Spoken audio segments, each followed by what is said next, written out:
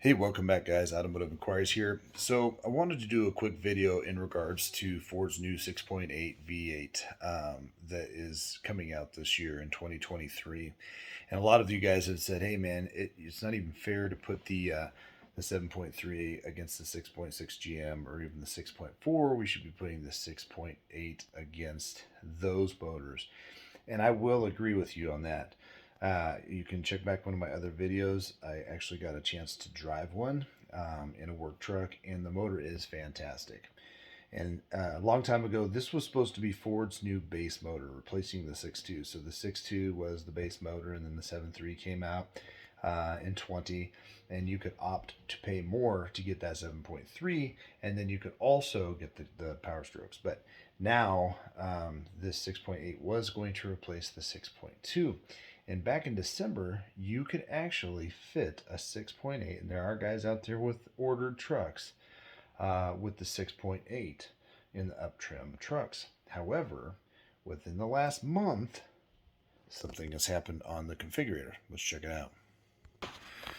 All right, so within the last month or so, the 6.8 has dropped off completely on anything that is XLT and above.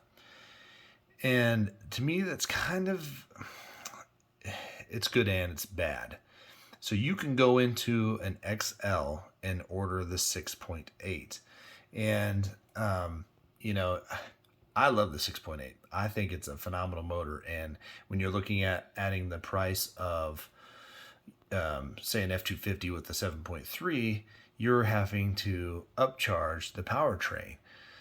And last year, I think it was, let me look at my window sticker on this. It was a $2,000 upcharge to get that. But now you're getting the 6.8 standard on only the XL trim, which is just fine, especially because one of the best packages you can get is an XL with an STX package and then get the 6.8. And that way you can save yourself, $1,700. So the good and the bad about that is if you really wanted this motor, the 7.3, but you're like, man, I didn't want to pay for it, so you were going to say settle for the 6.8, which by no means would you be settling. You can actually win in this circumstance because, again, I think they're going to be comparable when it comes to fuel economy. They say it's anywhere between like 10, 15, 20% fuel economy. Well, when you're in the teens, you're talking maybe 1.5 gallons or 2 gallons. So that can add up over time, but you can see once you hit XLT, you get the 7.3 for free. So it's kind of like a freebie for right now. And I think what's cool is the guys that got that ordered have kind of some unicorns. And the reason why I think they did it is because there's a restriction on it. The 6.8 currently has a restriction rate on it. I think if I remember right, it was like 2% of the trucks that were ordering with it could have it. Now, again, they were blasting out work trucks because, companies needed them, especially with all the restriction over the last few years. They couldn't get trucks. So they're blasting those out there. So I can appreciate that. But if you go with that XL with an STX package, you then can opt for either or engine.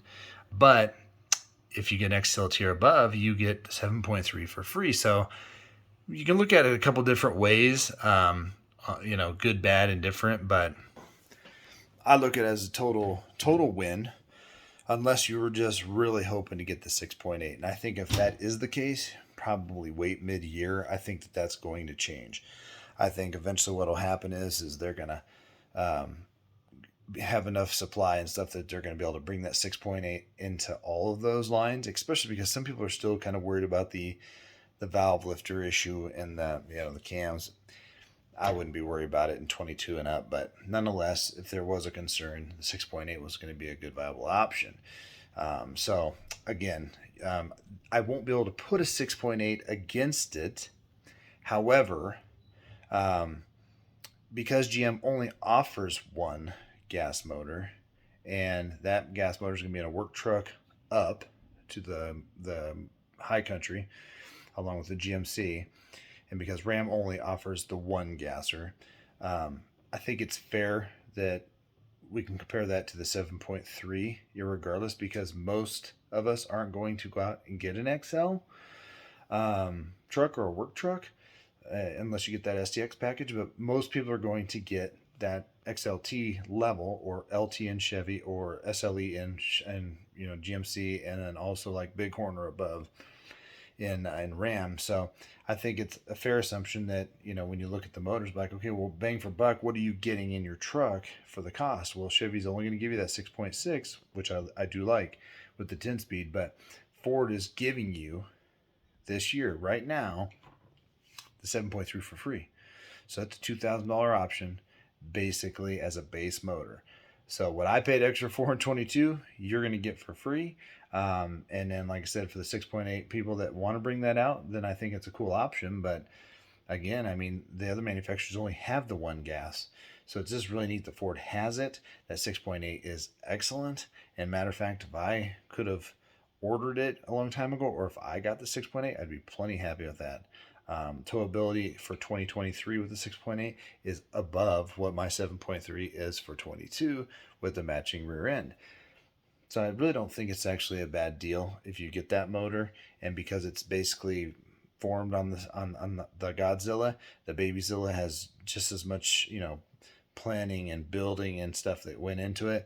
I think it's a phenomenal motor, and it had so much power. It was a blast. So just wanted to give everybody an update on why that is. But hey, get a freebie if you can, or get that really cool XL STX package and order that 6.8. All right, guys, please hit the subscribe and the like button, hit the notification bell if you want to be notified of some upcoming content, and we'll see you on the next one.